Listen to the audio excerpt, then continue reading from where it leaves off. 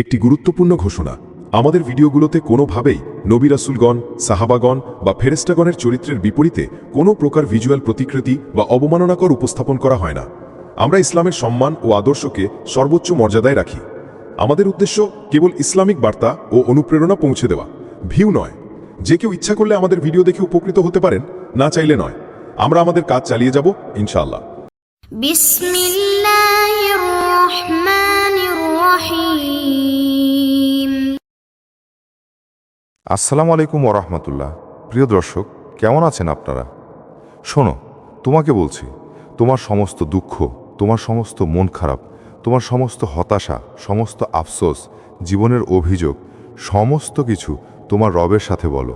যদি পৃথিবীর কারো প্রতি তোমার কোনো রাগ, কোনো অভিমান, কোনো অভিযোগ বা বিচার দেওয়ার থাকে, তবে সেটিও তোমার স্রষ্টার কাছেই বলো। জীবন নিয়ে কেনই অপূর্ণতা, কেনই অতৃপ্তি, এই প্রশ্নটিও তোমার রবের কাছেই তুলে ধরো। এই যোগাযোগ এমন এক সম্পর্ক যেখানে তোমাকে কোনো ওয়েটিং লিস্টে ফেলে রাখা হবে না। এখানে তোমার রবের সাথে কথোপকথন করার জন্য কোনো মাঝের মাধ্যম বা মধ্যস্থতাকারীর প্রয়োজন পড়ে না। কোনো পীর, কোনো মুরিদ, কোনো মৌলানা, কোনো স্কলার, কোনো হুজুর বা মুফতির অনুমতি বা মাধ্যম ধরে কথা বলার প্রয়োজন নেই। কারণ নিঃসন্দেহে তিনি সর্বশক্তিমান, আল কাদের। তিনি সব ক্ষমতার ঊর্ধ্বে, সবার চেয়ে বেশি ক্ষমতাশালী। নিঃসন্দেহে তিনি এই পৃথিবীর সমস্ত কিছুর উপর নিজের পূর্ণ নিয়ন্ত্রণ আইয়াত রাখেন। তিনি চাইলে সমস্ত কিছু করতে পারেন। তার ইচ্ছায় সমস্ত কিছু সম্ভব। তিনি চাইলে এক মুহূর্তে কোনো গরিবকে ধনী করা সম্ভব, কোনো ধনীকে গরিব করা সম্ভব, কোনো অসহায়কে এক মুহূর্তে সাহারা দেওয়া সম্ভব। সমস্ত কিছু তার কাছে তুচ্ছ। সব কিছুর ঊর্ধ্বেও তার কাছে পৌঁছানোর জন্য কোনো ভিআইপি টিকিট বা বিশেষ অনুমতির প্রয়োজন পড়ে না। তিনি তো আপনার শাহরাগ বা গলার ধমনী থেকেও কাছে। আল্লাহ সুবহানাহু ওয়া তাআলা পবিত্র কোরআনে বলেন, আর যখন আমার বান্দারা তোমার কাছে আমার সম্পর্কে জিজ্ঞাসা করে, তখন বলো, আমি তো কাছেই আছি। আমি আহ্বানকারীর আহ্বানের সাড়া দেই যখন সে আমাকে ডাকে। সূরা বাকারা, আয়াত 186। এই আয়াতের গভীরতা চিন্তা করো। এখানে কোনো শর্ত নেই, কোনো সময় নির্দিষ্ট নেই। তুমি যে কোনো পরিস্থিতিতে, যে কোনো অবস্থানে, যে কোনো মানসিক অবস্থায়, পৃথিবীর যে কোনো স্থান থেকে, যে কোনো মুহূর্তে তাকে স্মরণ করতে পারো। তুমি তোমার রবের সাথে নিজের অন্তরের কথোপকথন, মুনাজাত বা দোয়া জারি রাখতে পারো। রবকে মানুষের মতো ভেবো না। আর রবকে যেন এই পৃথিবীর কোনো মানুষের মতো ভাবতে যেও না। এমন মানুষ যে এক কান দিয়ে শুনবে আর অন্য কান দিয়ে বের করে দেবে। এমন মানুষ যে তোমার কথা শুনে মুখ ফিরিয়ে নেবে বা তোমার অনুভূতিকে গুরুত্ব দেবে না। না, তিনি এই পৃথিবীর মানুষের মতো নন। তিনি হলেন আস-সামি, যিনি সর্বজন শ্রোতা, যিনি আমাদের মনের গোপনতম ফিসফিসও শোনেন। তিনি হলেন আল ওয়াহাব, যিনি সর্বজনীন দাতা, যিনি কোনো বিনিময় অপেক্ষা না করেই দান করেন। তিনি শ্রেষ্ঠ, তিনি শক্তিশালী, তিনি উত্তম, তিনি পরম দয়ালু আর রহমান। এমনটা হতে পারে না যে তুমি অন্তরের অন্তঃস্থল থেকে রবের কাছে কিছু চাইবে আর তিনি তোমাকে বঞ্চিত করবেন। যদি সত্যি সেটা তোমার কল্যাণে হিতকর হয়, যদি সত্যি সেটা তোমার জন্য উপযুক্ত হয়, তাহলে তিনি তোমাকে কখনোই বঞ্চিত করবেন না। যদি তোমার পরিকল্পনা এবং তোমার রবের পরিকল্পনা একই দিকে থাকে, যা তোমার জন্য কল্যাণকর, তাহলে নিশ্চয়ই তুমি পাবে। যেটা চাইছো সেটাই পাবে। আর যদি না পেয়ে থাকো, তবে তোমার ইসলামিক মাইন্ডসেট বাংলা বলে, মনে রেখো, সেটা তোমার জন্য উপযুক্ত ছিল না। কারণ তুমি তোমার ভালো মন্দ সবসময় সঠিকভাবে বিচার করতে পারো না। আমরা আমাদের সীমিত জ্ঞান দিয়ে ভবিষ্যতের ভালো মন্দ সবসময় পুরোপুরি বুঝতে পারি না। কিন্তু তিনি আল খাবির, সমস্ত কিছু সঠিক খবর রাখেন।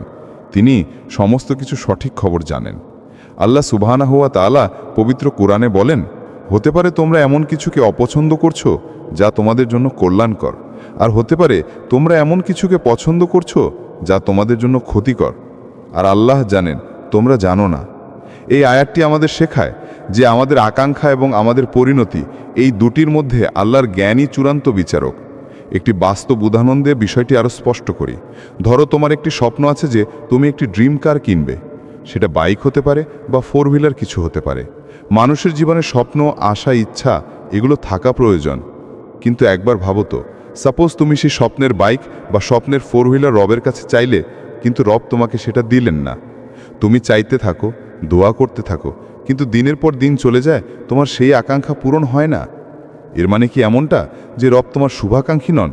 এর মানে কি এমনটা যে তোমার আল্লাহ তোমার ভালো চান না? তোমার রব তোমার অন্তরের কথা শুনেও সেটা কি ইগনোর করলেন? না, বিষয়টা মোটেও এমন নয়। একটি কথা সবসময় তোমার অন্তরে গেঁথে রাখবে, জীবনে অনেক সময় অনেক কিছু থেকে বঞ্চিত হওয়ার মধ্যেও সুখ আছে, শান্তি আছে, অনেক বড় শিক্ষা ও পজিটিভ কিছু লুকিয়ে আছে। অনেক সময় আমরা কোনো চাকরি থেকে বঞ্চিত হই এই কারণে যে আমাদের জন্য বেটার কোনো সুযোগ অপেক্ষা করছে, যেখানে আমাদের ইজ্জত, দিন ও অর্থ আরও সুরক্ষিত থাকবে। অনেক সময় আমরা জীবনে বিফল হই এই কারণ আমাদের জন্য এর থেকেও বড় কোনো সফলতা অপেক্ষা করছে, বা এমন কিছু অপেক্ষা করছে যা তোমার জন্য বা আমাদের জন্য আরও বেশি উপযুক্ত। তুমি তোমার স্বপ্নের গাড়ি বা বাইকটি রবের কাছে চাইলে কিন্তু পেলে না। তুমি মনে মনে ভাবলে এই গাড়িটি তোমাকে দেওয়া উচিত ছিল, আল্লাহ এই গাড়িটি দিলে তোমার জীবন খুব ভালো হতো। চলো কিছুক্ষণের জন্য সেটাও মেনে নিলাম।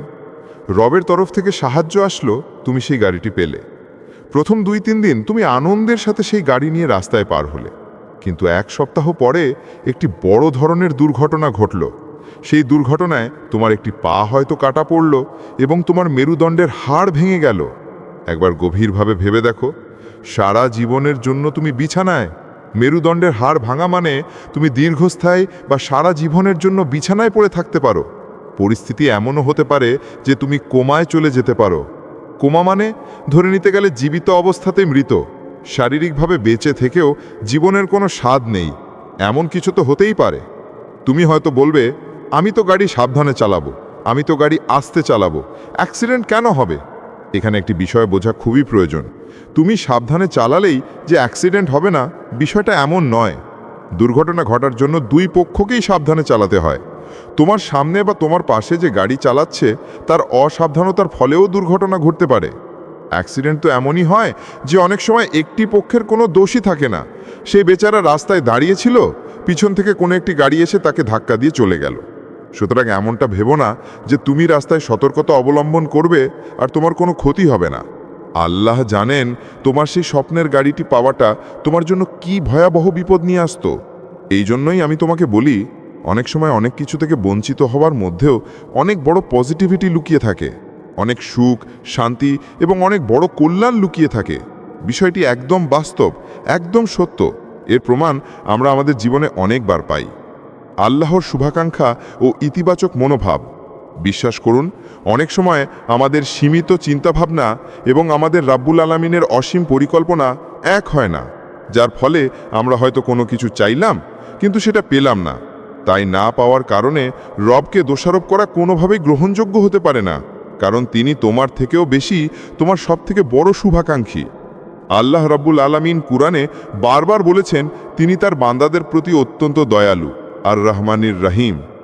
হে আমার বান্দাগণ, যারা নিজেদের প্রতি জুলুম করেছ, তোমরা আল্লাহর রহমত থেকে নিরাশ হও না।